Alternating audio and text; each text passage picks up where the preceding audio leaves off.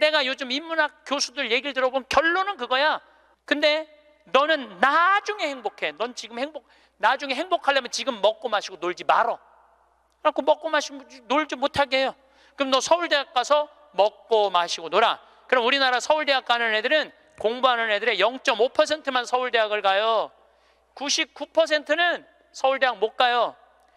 99%는 가지도 못할 서울대학 때문에 20년 인생을 다 날려버리는 거예요. 얘네들은 먹고 마시고 놀지 못하는 거예요. 그래서 얘네들 안에 뭐가 없느냐면 기쁨이 없어요. 얘네들 안에 뭐가 없느냐면 행복이 없어요.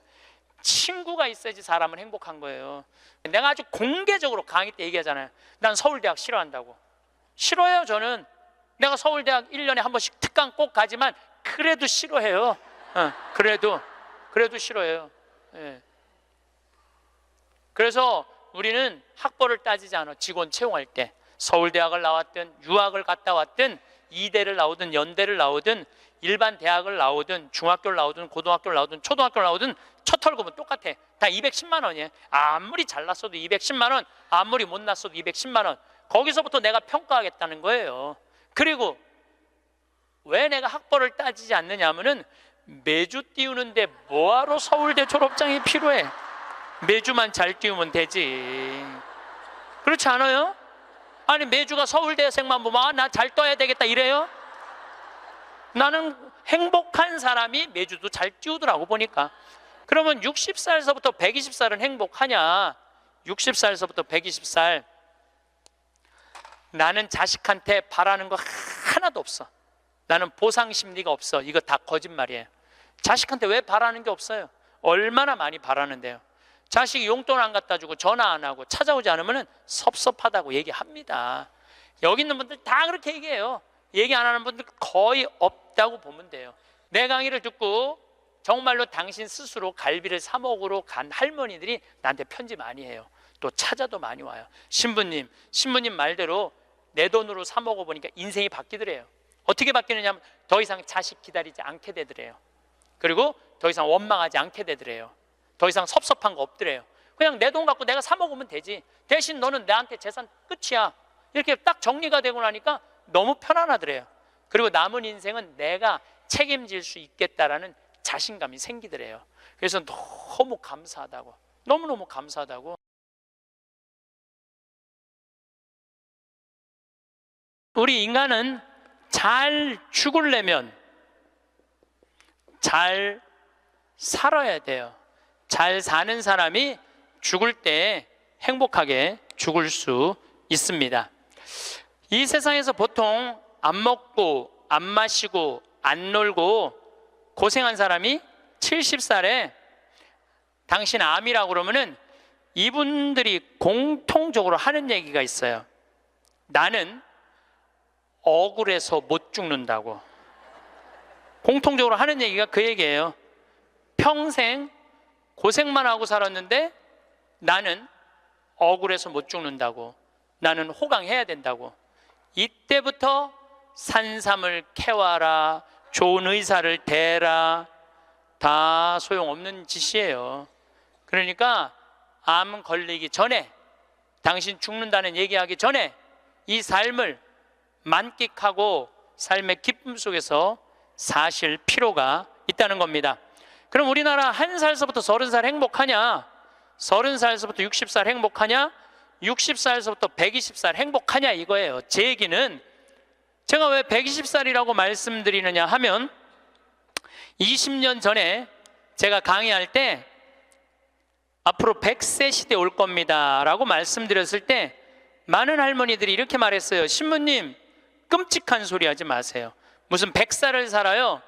그런데 요즘 텔레비전에 100세 안보장, 100세 연금보장 나와요 안 나와요? 나오죠? 이런 거 나올 줄 꿈에도 몰랐을 거예요.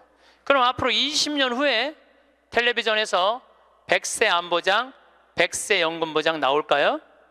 20년 후에는 120세 안보장, 120세 연금보장 나오게 돼 있어요. 그렇다면 지금 60대신 분들은 앞으로 몇 년을 더 살아야 되느냐 하면은 60년을 더 살아야 돼요. 60년을. 아까 첫 시간에 제가 이런 말씀 드렸어요. 남편하고 자식들을 위해서 전부 바치지 말라고. 얼마만 바치라고? 반만 바치라고.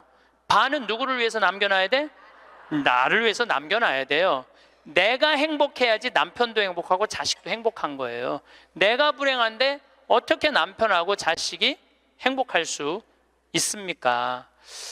우리 부모님이 80 넘어 돌아가셨다. 한번 손 들어보세요. 80 넘어 돌아가셨다. 우리 부모, 이렇게 많아요. 부모님이 90 넘어 돌아가셨다. 손 들어보세요. 손 내리시고, 우리 부모님이 아직 90이 넘었는데 아직도 살아계시다. 손 들어보세요. 자, 혹시 우리 부모님 아니라 이모, 고모라도 100살이 넘은 사람이 있다. 한번 손 들어보세요.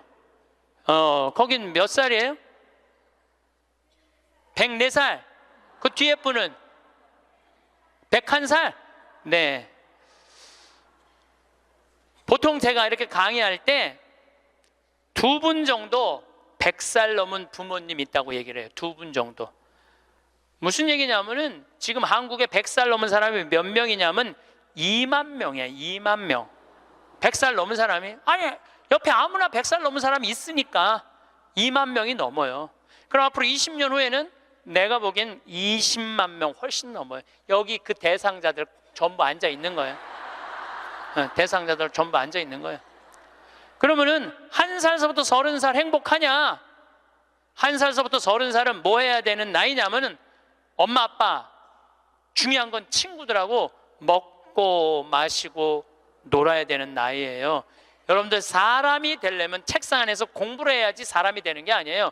사람이 되려면은 친구들하고 어우러져서 뛰어놀아야지 사람이 돼요. 엄마 아빠랑 그 정을 느끼면서 뜨거운 어머니의 사랑, 아버지의 사랑을 느끼고 살아야지 사람이 되는 거예요. 책상 안에서 공부만 한다고 사람이 되는 게 아니에요. 근데 초등학교 1학년 애가 엄마 아빠 친구들이랑 좀 먹고 마시고 놀라고 그랬더니 엄마 아빠가 이렇게 말합니다. 이놈의 새끼야, 네가 지금 먹고 마시고 놀 시간이 어디 있어? 공부해야지. 초등학교 1학년 애가. 제가 한동안 영어학원을 다녔어요. 잠비아 이제 가느냐고. 영어학원 이제 지하에다 주차를 해놓고 1층에 애들이 타요. 애들이 타면 초등학교 애들이 타는 거죠. 영어학원 온다고 타는데 요만한 애가 가방을 2개를 매요. 앞에 하나, 뒤에 하나. 내가 물어봐요. 너 몇 학년이냐? 초등학교 1학년요. 그래요. 이 가방을 왜 2개냐? 이거 학교 가방, 이거 학원 가방. 딱 그래 애들이. 또 요즘 애들 중에 내가 너무 놀란 애들이 있어. 들어올 때 보면은 가방 안 메고 와요. 여행용 캐리어를 끌고 들어와. 여행용 캐리어를. 네, 캐리어를 끌고 다니는 애도 있어요. 보면은. 이거 초등학교 애가 학원을 13개까지 다니는 애를 봤어요. 얘는 엄마 아빠 친구들이랑 먹고 마시고 놀 시간이 없는 애예요. 중학교 올라가면은요, 중학교 올라가면은 자율학습 해야지, 보충학습 해야지, 학원 다녀야지. 엄마 아빠랑 먹고 마시고 놀 시간이 어디 있어? 얘는, 인간은요 언제 행복하냐면은 먹고 마시고 놀 때 행복한 거예요. 이거는 내가 요즘 인문학 교수들 얘기를 들어보면 결론은 그거야. 근데 너는 나중에 행복해. 넌 지금 나중에 행복하려면 지금 먹고 마시고 놀지 말어. 그래갖고 먹고 마시고 놀지 못하게 해요. 그럼 너 서울대학 가서 먹고 마시고 놀아. 그럼 우리나라 서울대학 가는 애들은, 공부하는 애들의 0.5%만 서울대학을 가요. 99%는 서울대학 못 가요. 99%는 가지도 못할 서울대학 때문에 20년 인생을 다 날려버리는 거예요. 얘네들은 먹고 마시고 놀지 못하는 거예요. 그래서 얘네들 안에 뭐가 없느냐면 기쁨이 없어요. 얘네들 안에 뭐가 없느냐면 행복이 없어요. 친구가 있어야지 사람은 행복한 거예요. 친구가 없는 사람은 판단력이 떨어지게 돼 있어요. 친구가 없는 사람은 정보가 취약할 수밖에 없어요. 여러분들 자식들도 정말로 답답하게 키우고 싶으면 계속 학원 보내면 돼요. 예. 제일 중요한 거는 먹고 마시고 노는 거예요. 그럼 얘가 30년 동안 30살 이후부터 너 행복해야 돼. 그래서 30살부터 얘가 삼성에 취직해갖고 행복할 수 있다고 생각하세요? 우리말에 이런 말이 있어요. 먹어본 놈이 먹고 놀아본 놈이 논다고. 먹고 마시고 노는 것도 아무나 먹고 마시고 노는 게 아니에요. 먹고 마시고 놀 줄 모르면은 얘는 나중에도 행복할 수가 없어요. 나는 직원들한테도 나중에 잘 안 해줘요. 언제 잘해줘? 지금 잘해줘. 지금 잘해주려면 지금 잘해줘. 나는 가끔 무슨 공항에 20년 동안 청소하는 아줌마들 140만 원 월급 준다는 게 난 이해가 안 되더라고요. 그건 식구로 생각하는 게 아니에요.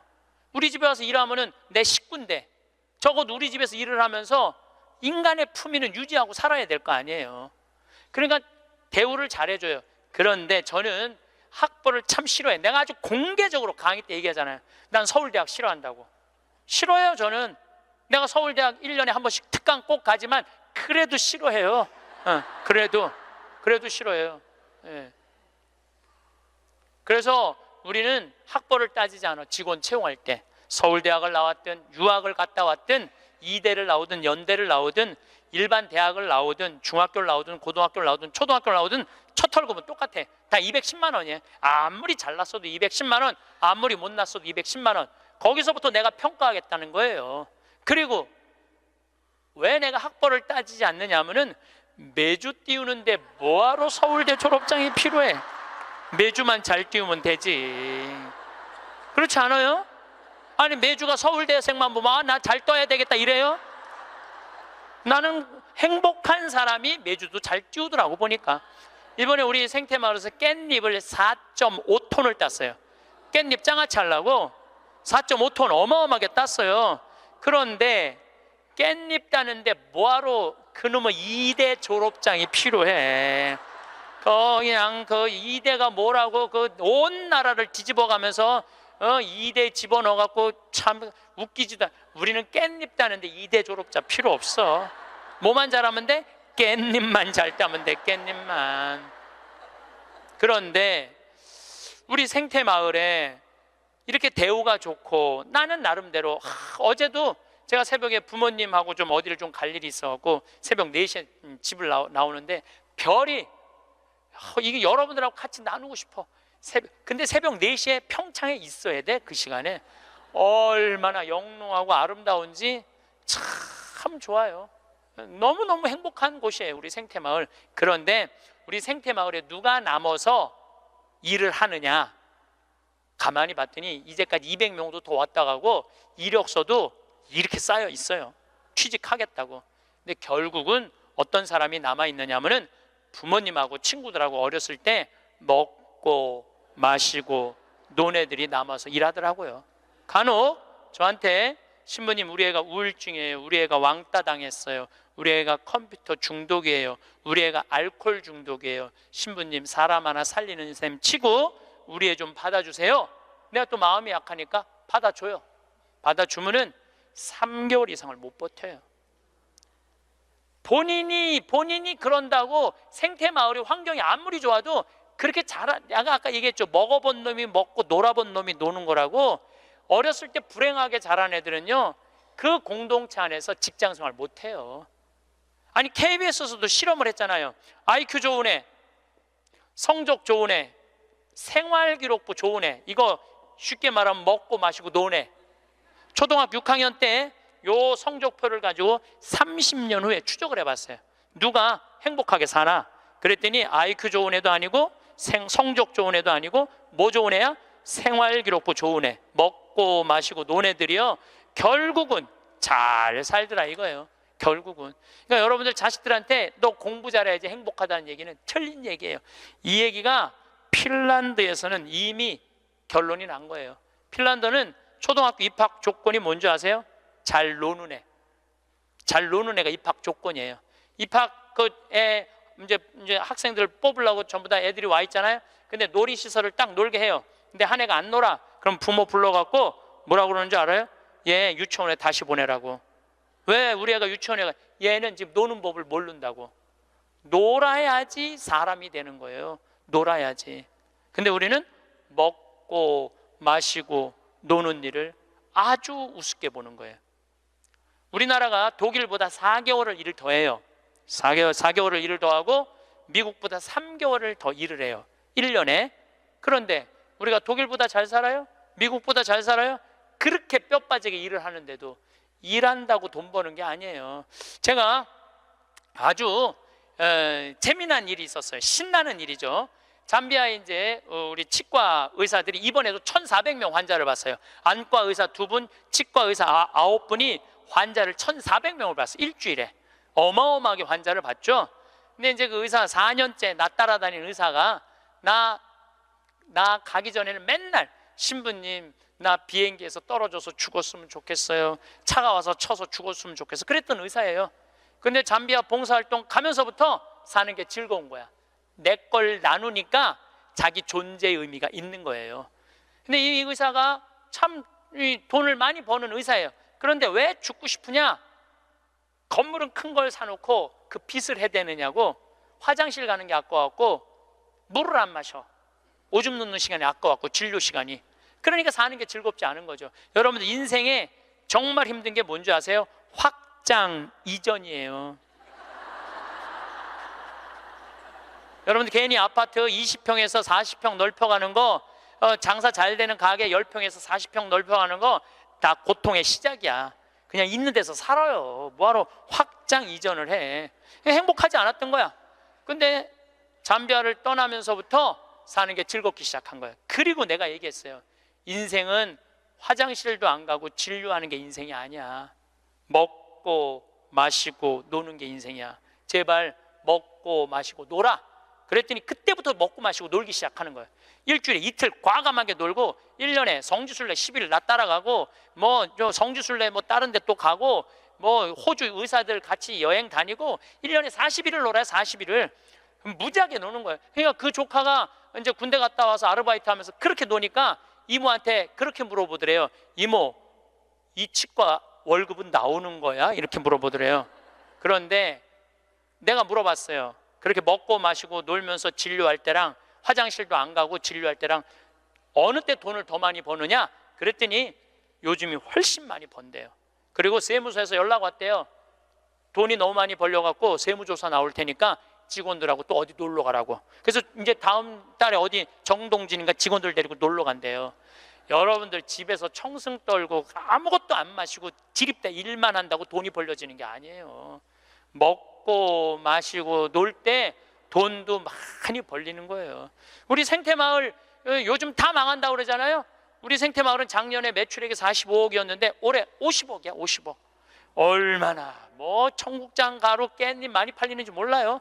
하루에 2천만 원씩 팔려. 하루에 2천만 원씩. 요즘 내가 사장인데 내가 사장이 뭐 할 것 같아? 맨날 먹고 마시고 노는 거야. 맨날 먹고 마시고 노는 거야. 직원들 줄 거 다 주고 아끼지 않아요. 줄 거 다 주고.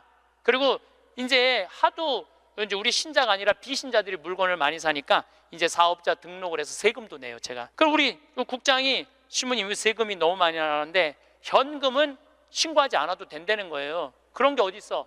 현금도 다 신고해. 현금도 다 한 푼도 빼지 말고 다 신고.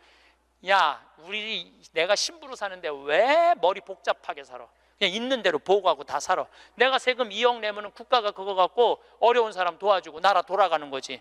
그걸 그냥 이렇게 감추고 저렇게 감추다가 내가 가끔 우리 이제 세금 다 내요. 그래서 세금이 부담스럽더라고요. 그런데 텔레비전을 보면은 그 세금 떼어먹는다고 탈세한다고 대기업 총수들이 막 마스크 쓰고 막 휠체어 막 타고 막 침대에 누워서 막 들어왔다 나갔다 하는 거 보면서 내가 텔레비 보면서 한마디 해요. 내가 뭐라고 그러냐면 내고 살지. 아유, 내가 이렇게 말해요. 내고 살면 되지. 뭘 그렇게 돈이 많은데 그걸 그냥 돈을 아낀다고 나라 돈 빼먹어가면서 어려운 사람 나눠주는 거 빼먹어가면서 세금 내는 것도 내가 보기엔 자선이에요. 세금 내는 것도 국가가 잘 집행해야 되겠지만은 요즘 국회가 참 많이 싸우죠. 지치지도 않고 싸워. 내가 보기엔 야 어떻게 뭐 김정은이 지치지도 않고 핵 실험하듯이 우리나라 국회의원들도 지치지도 않고 싸워. 그런데 여소야대가 돼갖고 협치한다고? 그것도 말도 안 되는 소리예요. 우리나라 국회의원들이 안 싸우는 날은 언제 안 싸우느냐면 초등학교 교육제도가 바뀌는 거예요. 초등학교 교육제도가 노는 걸로 바뀌는 거. 여러분들 우리는 자녀들한테 행복을 가르쳐야 돼. 자녀들한테. 근데 우리는 공부를 가르치고 있어. 애들한테 이 세상에 와갖고 행복한 걸 가르쳐야 되는데 공부를 가르치고 있어요. 이거 좀 생각해봐야 될 문제예요. 나는 자식들한테 행복을 가르쳤나, 공부를 가르쳤나? 한번 생각해봐요. 뭘 가르쳤어요? 공부 가르치지 않았어요? 행복을 가르쳐야죠. 왜 공부를 가르쳐요? 2006년에 우리나라가 1년에 10만 명씩 조기 유학을 보냈어요. 2006년에 그때 조기 유학 분불었어요. 얘네들이 딱 10년 지났어요. 결론이 나와 있어요. 지금 조기 유학 다 실패했어요. 90%가 다 실패했어요. 그러면은 초등학교 4학년, 5학년 애가 조기 유학을 떠나. 그러면 미국에 가면은요, 여권 심사대에서 막 영어로 막 물어봐요. 너 여기 왜 왔냐? 며칠 머무를 거냐? 뭐 때문에 왔느냐? 막 물어봐요. 그것도 한국말로 물어봐요? 영어로 물어봐요. 그럼 초등학교 4학년 애가 당황스러울 것 같아? 안 당황스러울 것 같아요? 당황스럽죠. 그리고 미국에 딱 가갖고 수업을 하면은요, 아무리 한국에서 영어 공부 열심히 잘해도 못 알아들어요. 얼마 동안? 1년 동안 못 알아들어. 걔가 무슨 죄를 졌다고 1년 동안 말도 못 알아듣는 데서 고생을 해야 돼? 그리고 여러분들 인종차별, 여러분들은 잘 모르지만은 저는 정말로 외국을 많이 다니면서 확실하게 인종차별 느껴요. 신부인 난데도 아주 농담하는 애들 많아요. 너 뭐하러 혼자 사느냐? 막 하느님이 네 뭐 애인이냐? 막 이래가면서 웃기지도 않게 인종차별해요, 걔네들이. 그럼 초등학교 4학년 애가 그 인종차별을 다 겪는 거야. 그러면 한국에서 걔한테 유학 한번 보내려고 그러면 9.11 테러 이후부터 미국은 외국인을 공립학교에 받아들이지 않아요. 다 어디에 들어가야 되냐면 사립학교에 가야 돼. 사립학교는 중학교, 고등학교 1년에 4천만 원, 5천만 원이에요. 등록금이. 1년에요. 1년에 4천만 원, 5천만 원이에요. 3년에 5천만 원이 아니고 기숙사비 3천만 원이에요. 방학이 4번인데 거기 못 있어요. 부모 없으면은 한국에 들어왔다 나갔다 해야 돼. 그러면 얘는 혼자 간 애는 계속 들어왔다 나갔다 해야 돼요. 그럼 비행기 값 1,000만 원이야. 그럼 1억이 나가야 돼요. 유학 보내면은. 그럼 우리나라 대기업 연봉 1억이거든요. 1억이면은요, 아버지는 아무것도 안 쓰고 얘한테 다 보내야 돼. 아버지는 아무것도 안, 아버지도 먹고 마시고 놀아야 되는 사람인데 그걸 못 하는 거예요. 그러니까 자식하고 마누라 보내면은요, 더 아무것도 못 해. 그러니까 친구들도 하루 이틀 같이 놀아주는 거지. 저녁 같이 술도 못 먹자고 그래요. 내가 기러기 아빠들이랑 술 많이 먹었어. 옛날에 먹어보면 그 얘기를 하면 정말로 가슴이 아파요. 그러면은 하루 이틀 그러다가 이제 혼자 술집에 가는 거야. 혼자 술집에 뭐 장미 뭐 이런 데 가면은 그 아가씨가 아유 사장님 외로워 보여 이렇게 말하면은 내 마음을 알아주는 여자는 이 여자밖에 없구나. 그래서 뭐해? 사랑에 빠지는 거예요. 그걸 남들은 바람 핀다고 그러지. 그래서 바람 피는 거예요. 혼자 외로우니까. 인간은 어쩔 수가 없거든요. 그 시간에 집에 들어가고 아이하고 아내하고 해주는 거 맛있게 먹고 마시고 놀았으면 그 사람 바람 안 폈을 거예요. 대기업의 부장 정도 올라갈 사람이면 열심히 산 사람이니까. 그렇죠? 그러면은 애는 학교 가갖고 언어 안 돼, 인종차별 당해. 엄마는 또 미국 가갖고 애 학교 가면은 심심하잖아요. 거기서 또 놀고 있는 또 멀쩡하게 생긴 남자하고 또 외로우시겠어요 사모님. 그러면 거기서 또 이제 또 바람 피고, 아빠는 한국에서 바람 피고 엄마는 미국 가서 바람 피고, 애는 인종차별 언어에 갖고 정신 우울증에 걸리고, 그런 일이 벌어진다니까요. 한두 집이 아니라니까요. 뭐를 위해서 애를 유학을 보낸 거예요? 뭐를 위해서? 다 집안 풍비박산 만들어 놓고. 그러니까 애한테 공부를 가르치면 안 된다니까요. 행복을 가르쳐야 돼요. 우리가 뭐를 해서 행복한지. 그래서 10년 동안 간 애들 중에 정말로 한국에도 아니고 미국에도 아닌 애들 많아요. 이건 아무것도 아니야. 대학 졸업하고 유학을 가면요, 얘 심지라도 있어요. 대학 졸업해서 유학 가는 애들. 근데 초등학교 중학교 때 가는 애들은 심지도 없는 애들이야. 내가 한국인지 미국인지 구분도 안 되는 애들이야. 그래갖고 적응 안 되면은 중학교에 가면은 유학 온 한국 애들, 말 안 통하는 영어 안 되는 애들끼리 모여요. 모여서 노래방 가고 한국 드라마 보고 술 먹고 담배 피고, 고등학교 올라가면 마약해요. 마약하면은 또 걸리면은 감옥에 갔다 왔다 하고. 정말로 이 아이의 출세를 위해서, 이 아이의 미래를 위해서 유학을 보냈는데 아버지도 바람피고 엄마도 바람피고 애는 마약하고. 이런 집이 한두 집이 아니라니까요. 너무너무 많은 거예요. 이런 집이 성공하는 비율은 10%밖에 안 된대요. 10%밖에. 그러니까 90%는 다 망가지는 거야. 그래갖고 이제 한국에 돌아오면은 집안이 완전히 망가진 거야. 애는 집에서 나가지도 않고, 왜냐하면 유학이라는 건 갔다 왔는데 대학을 졸업한 것도 아니고 한국에서 취직되는 것도 아니고, 그러니까 아무것도 못하는 거야. 그래서 나한테 와서 신부님 얘 좀 고쳐달라는 거야. 자기가 10년 동안 망가뜨려 놓고 나한테 1시간 만에 고쳐달라는 거야. 아, 내가 안수하면 손에서 아무것도 안 나오는데 뭘로 고쳐 내가. 그런데 이제는 1년에 10만 명씩 가던 게 이제 3만 명밖에 안 가요. 왜? 실패한 게 결론이 났으니까. 나는 그러지 말자는 거예요. 그 1년에 1억씩 유학비 보낼 돈 있으면 그 돈 갖고 한국에서 엄마 아빠 자식이랑 행복하게 먹고 마시고 놀으라는 거예요. 그럼 이 집은 깨지지도 않고 애는 아주 건강하게 자랄 거예요. 우리가 아주 중요한 거를 놓치고 있는 거예요. 별거 없어. 인생이 뭐 그렇게 복잡해? 그리고 여러분들 출세, 그것도 해봐야. 난 텔레비전 보면서 출세하는 거 하나도 안 부러워요. 뭐 민정수석 무슨 수석들 지금 그게 사람 사는 거예요? 저런 모습이? 차라리 그 자리에 안 가면은 거짓말도 안 할 거 아니에요. 그 자리에 가면 어쩔 수 없이 거짓말하고. 어떻게 보면 여러분들이 훨씬 행복한 분들이에요. 여러분들은 거짓말 일이 뭐가 있어? 누가 돈을 갖다 줘야지 안 받았다고 그러지. 누가 돈을 갖다 줘야지 안 받았다고 그러지. 참. 자, 그렇다면은 30살에서부터 60살은 행복하냐? 대한민국에. 자, 이 30살에서부터 60살은 저는 인생의 황금기라고 생각해요. 여러분들, 여행은 가슴이 떨릴 때 가야지 다리가 떨릴 때 가면 안 된다니까요. 근데 이때 가야 될 때야. 가야 될 때야.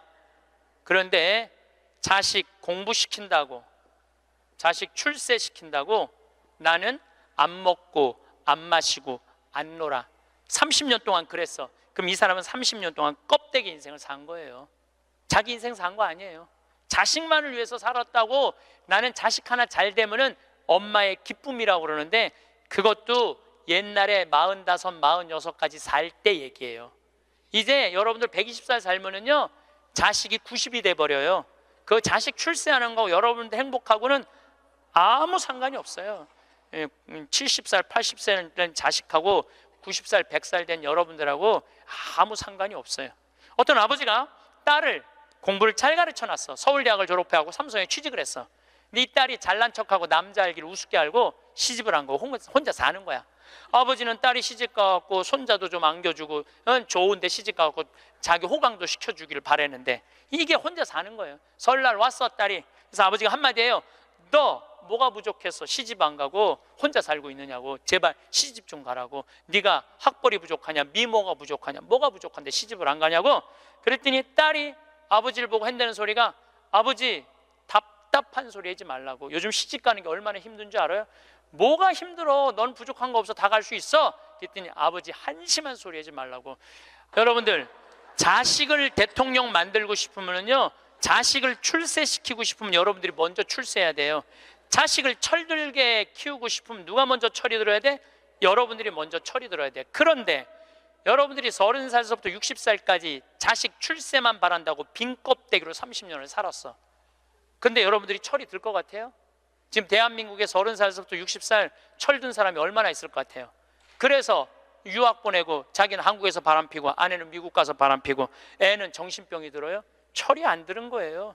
삶의 의미가 뭔지 모르고 살고 있는 거예요. 진정한 삶의 기쁨이, 진정한 삶의 행복이 뭔지 모르고 사는 거예요. 정말로 자식을 행복하게 키우고 싶어? 여러분들이 행복해야 돼요. 여기 이 셰익스피어가 아주 재미난 글을 썼어요. 중년에게 주는 9가지 교훈이라는 글을 썼어요. 한번 이 사람 한 몇 년, 한 400년 전 사람이 쓴 것 같은데 보세요. 첫째, 학생으로 계속 남아 있어라. 배움을 포기하는 순간 우리는 폭삭 늙기 시작한다. 그러니까 여러분들, 학생이기를 포기하면 안 된다는 거예요. 끊임없이 배워야 돼. 애만 배우는 게 아니야. 여러분들 배우셔야 돼요. 공부도 하고. 저는 제가 30살에 환경공학을 공부했어요. 얼마나 좋은 공부였는지 몰라. 내가 다닌 학교는 나는 아주대학 산업대학원을 다녔어요. 그런데 요즘 대학원 조금 돈이 좀 들어가서 그렇지 많아요. 예, 가면은 뭐 내가 빵점도 받고 그랬지만은 예, 그래도 석사학위도 받았어요. 공학 석사학위도. 예, 아주 재밌어요. 그리고 40이 돼갖고 글 쓰는 거 배웠어요. 글 쓰는 거 배워갖고 이 책도 지금 5권인가 책 냈잖아요. 얼마나 좋은지 몰라요. 요즘은 내가 유튜브를 통해서 정말 많이 배우고 있어요. 배우니까 참 재밌어요, 사는 게. 그러니까 여러분들도 배우는 걸 포기하시면 안 돼요. 둘째, 과거를 자랑하지 마라. 옛날 이야기밖에 가진 것이 없을 때 당신은 처량해진다. 삶을 사는 지혜는 지금 가지고 있는 것을 즐기는 것이다. 이거 셰익스피어도 똑같이 말했어. 지금 가지고 있는 것을 즐기는 거야. 지금. 그러니까 뭐 나중도 생각하지 말어. 옛날도 생각하지 말어. 지금 오늘을 즐기면 되는 거예요. 있는 돈 갖고 나중에 쓰려고 그냥 쥐고 있지 말고 쓰세요. 내가 쓰라는 건 사치하라는 게 아니에요. 돈도 규모 있고 멋있게 쓸 수 있거든요. 쓰는 법도 나는 배워야 된다고 생각을 해. 세 번째, 젊은 사람과 경쟁하지 마라. 대신 그들의 성장을 인정하고 그들에게 용기를 주고 그들과 함께 즐겨라. 이것도 참 좋은 얘기 같아요. 그래서 나는 우리 여주에 우리 젊은 신부님들 계속 많이 초청하고 있어요. 함께 같이 하자고. 근데 참 젊은 신부들이 같이 있으면 참 좋아요. 저는 우리 생태마을의 부관장 모임을 한 달에 한 번 꼭 해요. 출신 부관장 신부님들, 그 신부들이 싫어할 수도 있지만은 한 달에 한 번 젊은 신부들을 모이면은 내가 모르는 것 너무너무 많이 알려줘요. 그들과 함께 즐길 수 있는 것만 해도 좋은 거죠. 넷째, 부탁받지 않는 충고는 굳이 하려고 마라. 늙은이의 기우와 잔소리로 오해받는다. 이것저것 챙겨나지 말라는 거예요. 우리 어머니가 그런 거 참 잘하는데 챙겨나지 말라는 거예요. 다섯째, 삶을 철학으로 대체하지 말아라. 삶을 살으라는 얘기예요. 로미오가 한 말을 기억하라. 철학이 줄리엣을 만들 수 없다면 그런 철학은 지워버려라. 삶을, 현실을 살으라는 얘기예요. 괜히 개똥 철학하지 말고. 여섯째, 아름다움을 발견하고 즐겨라. 약간의 심미적 추구를 게을리하지 말아라. 그러니까 제가 이번 주 이선이 대전 공연이에요. 서울의 공연을 보니까 없더라고. 우리 평창은 대전이나 서울이나 거리가 똑같아. 그래서 이제 대전으로 가는데 점점 나이를 먹으면 먹을수록 공연도 많이 가요. 저는 여기 이 삼성 여기 뭐 스퀘어인가 여기 공연 많이 와요. 예술의 전당도 많이 와요. 많이 와야 1년에 많이 온다고 그래. 1년에 2-3번이야. 그 2-3번이라도 공연을 즐길 수 있으면 삶이 굉장히 풍요로워지더라고요. 또 일곱째, 늙어가는 것을 불평하지 마라. 가엾어 보인다. 몇 번 들어주다 당신을 피하기 시작할 것이다. 난 늙은 거 자랑하지 말라는 거예요. 그것도 맞는 얘기 같아요. 늙은 거 누가 뭐 알아주기는 해요. 아무도 안 알아주죠. 나이 먹은 거 자랑 아니야, 내가 보기에는. 그리고 나이를 먹으려면 곱게 먹어야 돼. 나이값을 하고면서 늙어가야지. 나이값도 못하고 나이만 디립다 먹으면 그게 뭐가 자랑이에요. 여덟 번째, 젊은 사람에게 세상을 다 넘겨주지 말아라. 이건 뭐냐면 재산 주지 말라는 거예요. 그들에게 다 주는 순간 천덕꾸러기가 될 것이다. 여러분들 아까 제가 말씀드렸죠. 자식하고 남편한테 다 주지 말고 얼마만 주라고? 반만 주세요. 항상 오늘부터 마음도 반만 주세요. 다 주지 말고. 두 딸에게 배신당한 리어 왕처럼 춥고 배고픈 노년을 보내며 두 딸에게 죽게 될 것이다. 이 리어 왕이라는 이 셰익스피어 이 작품을 읽어보면 굉장히 재밌어요. 딸들한테 자기 왕권을 다 넘겨줘요. 왕권 넘겨준 딸 때문에 이 사람 죽어요. 왕이 결국은. 그러니까 여러분들도 자식들한테 다 넘겨주지 마세요. 여러분들의 인생을 사세요. 아직 여러분들 한참 남아있거든요. 아홉 번째, 죽음에 대해 자주 말하지 마라. 죽음보다 확실한 것은 없다. 인류 역사상 어떤 예외도 없었다. 확실히 오는 것을 일부러 맞으러 갈 필요는 없다. 삶을 탐닉해라. 그때까지 삶을 먹고 마시고 즐겨라, 이 얘기예요. 먹고 마시고 즐겨라. 우리는 살기 위해 여기에 왔노라. 즐겁게 살라고 여기에 온 거란 얘기예요. 그러니까 이 30부터 60까지 여러분들은 나는 자식을 위해서 아무것도 안 한다, 이런 생각하지 말라는 거예요. 내 삶을 살아가라는 거예요. 그러면 60살서부터 120살은 행복하냐? 60살서부터 120살 나는 자식한테 바라는 거 하나도 없어. 나는 보상 심리가 없어. 이거 다 거짓말이에요. 자식한테 왜 바라는 게 없어요? 얼마나 많이 바라는데요. 자식이 용돈 안 갖다 주고 전화 안 하고 찾아오지 않으면 섭섭하다고 얘기합니다. 여기 있는 분들 다 그렇게 얘기해요. 얘기 안 하는 분들 거의 없다고 보면 돼요. 그런데 여러분들 60살서부터 120살까지 어떻게 자식이 60년 동안 효도를 할 수가 있어요? 그게 가능하다고 그런 생각 드세요? 나는 60년 동안 효도 받아 먹을 거야. 60살서부터 120살까지. 이거는 있을 수 없는 얘기예요. 그리고 늙어서 자식이 효도하면 행복하고 자식이 효도하지 않으면 불행하고. 왜? 늙어서 행복을 자식한테 떠넘겨. 그냥 내가 행복하면 안 돼요?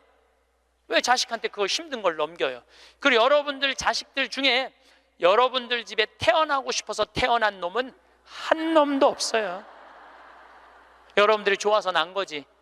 그러니까 뭘로 끝내야 되냐면 키운 걸로 끝내야 돼. 그런데 보상 심리가 있어요. 내 자식이 의사야. 그러면 내 주머니에 돈이 1,000만 원 있어도 이 할머니 절대 너 돈으로 가서 안 사 먹어. 뭐라고 그러냐면 왜 내가 내 돈 주고 사 먹어? 잘난 의사 있는데 나는 의사 아들이 와서 사줄 때까지 나는 기다릴 거야. 기다려. 1년이고 2년이고 기다려. 의사 아들이 와서 사줄 때까지. 근데 여러분들 자식이 무슨 무당이야? 막 수술하다가 엄마가 오늘 갈비 먹고 싶어 하네? 내가 가서 갈비 사줘야지. 전화해요. 엄마, 내가 막 수술하다가 생각이 나는데 엄마 오늘 갈비 먹고 싶었지? 내가 오늘 가서 사줄게 라고 전화하는 자식은 대한민국에 단 한 명도 없습니다. 지금 70, 80 된 나 갈비 먹고 싶은 거 누구만 알아? 나만 알아요. 여러분들 이걸 아셔야 돼요. 여러분들은 자식 생각밖에 없지만 자식은 여러분들 생각 없어요. 그건 확실합니다. 왜냐면 이게 실험의 결과가 나왔어요. 어떤 실험을 했느냐면 요즘은 사랑의 감정을 촬영할 수 있대요. 그래갖고 할머니들한테 젊은 자식들 사진을 보여주고 뇌파 촬영을 해보니까 막 그냥 뇌파가 난리도 아니라는 거예요. 자식 사랑의 감정 잘된 자식은 좋아갖고 막 난리고 못된 자식은 그게 안타까워갖고 막 난리가 아니라는 거예요. 그러니까 여러분들은 지금 자식 보면은 뇌가 막 진동을 해. 사랑의 감정이. 그런데 자식한테 늙은 엄마 사진을 보여주고 뇌파 촬영을 해보니까 아무 반응이 안 일어나는데, 내가 이거 KBS에서 봐서, KBS에서 의사들이 실험하는 거를. 그러니까 여러분들은 자식 생각하는 거하고 자식이 여러분들 생각하는 거하고는 이건 차원이 달라요. 차원이. 정말 생각 없어요. 저도 어머니 아버지 86, 84살이에요. 그런데 내가 막 신부됐을 때 어머니 60이었을 때 어머니가 그랬어. 늙으면 죽어야 된다고.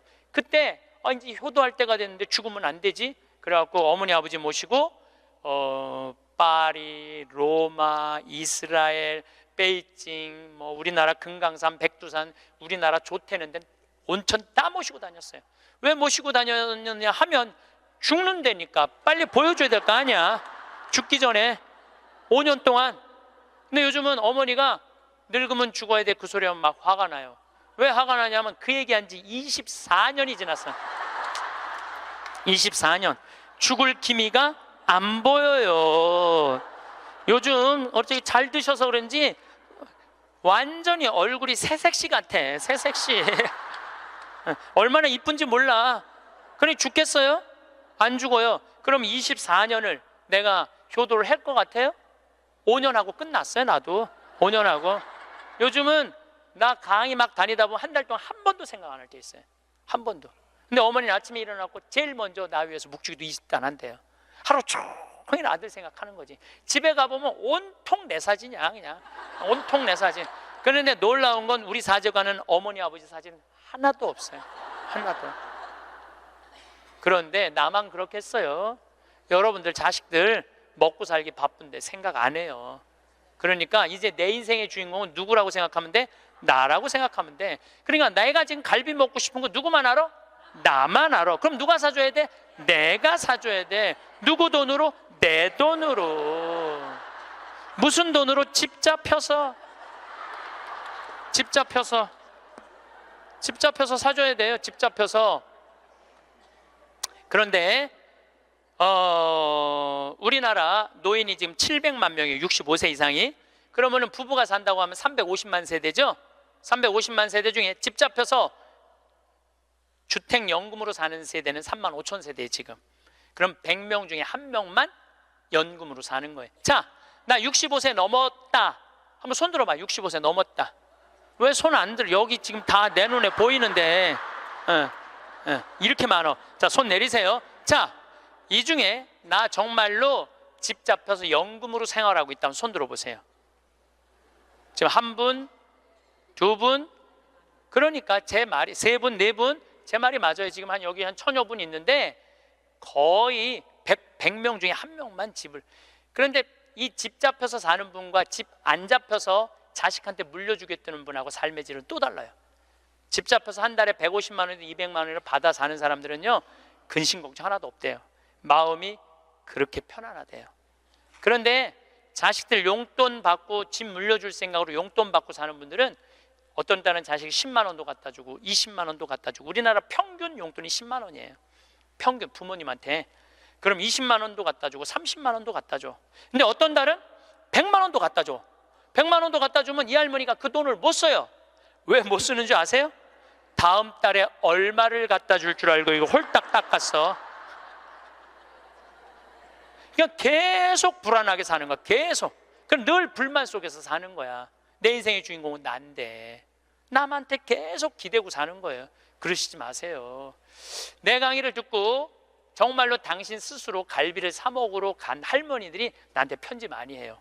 또 찾아도 많이 와요. 신부님 말대로 내 돈으로 사 먹어보니까 인생이 바뀌더래요. 어떻게 바뀌느냐면 더 이상 자식 기다리지 않게 되더래요. 그리고 더 이상 원망하지 않게 되더래요. 더 이상 섭섭한 거 없더래요. 그냥 내 돈 갖고 내가 사 먹으면 되지. 대신 너는 나한테 재산 끝이야. 이렇게 딱 정리가 되고 나니까 너무 편안하더래요. 그리고 남은 인생은 내가 책임질 수 있겠다라는 자신감이 생기더래요. 그래서 너무 감사하다고. 너무너무 감사하다고. 아니, 그 할머니 중에 내 강의에 딱 맞는 할머니 한 분 오셨어. 여기 여의도에 사는 분인데 개신교 다니는 분이야. 순복음교회 다닌대요. 빌딩이 3개가 있대. 우리 집에 왔는데 뭐 하여튼 에쿠스 뭐 900인가 뭐 리무진인가를 타고 왔는데 어마어마하게 좋은 차를 타고 왔어요. 에쿠스가 아니라 제너시스. 기사를 대갖고 왔어. 근데 그러는 거예요. 신부님, 내가 40에 혼자 돼갖고 아들 셋을 키웠다는 거. 신부님 말대로 의사, 교수, 사장이라는 거예요. 근데 2년 전까지는 내가 너희들 그렇게 키웠는데 왜 나 한번 안 찾아오느냐, 맨날 원망했대요. 근데 어느 날 갑자기 내가 그러더래요. 늙어서 갈비 먹고 싶으면 지 돈으로 사 먹으라고. 왜 자식을 기다리느냐고. 근데 자기 돈으로 사 먹어보니까 더 이상 안 기다려지더래요. 섭섭한 거 없더래요. 그리고 사는 게 너무너무 즐겁더래. 내 자식하고의 이런 관계를 끊고 내 삶을 살다가 보니까 걸리는 게 하나도 없대. 그러니까 여러분들도 그렇게 사셔야 돼요. 언제까지 자식하고 엉겨서 그걸 살 수 있다고 생각하세요? 그냥 내 인생의 주인공은 나야. 내가 알아서 살아야 돼. 그래서 여러분들의 인생을 꼭 사시기를 바랍니다. 행복합니다. 마지막 돌아갈 곳이 어딘지 분명히 알고 있는 사람. 돌아갈 곳이 어딘지 알아 그 길을 닦으며 사는 사람. 먼 여정에도 가지고 갈 것이라고는 남에게 베푼 것뿐인 사람. 가지고 갈 것이 하나도 없이 살아온 흔적조차 남기지 않는 사람. 살아서는 조롱과 부끄러움에 비틀거리지 않는 날이 하루도 없었나니. 감사합니다.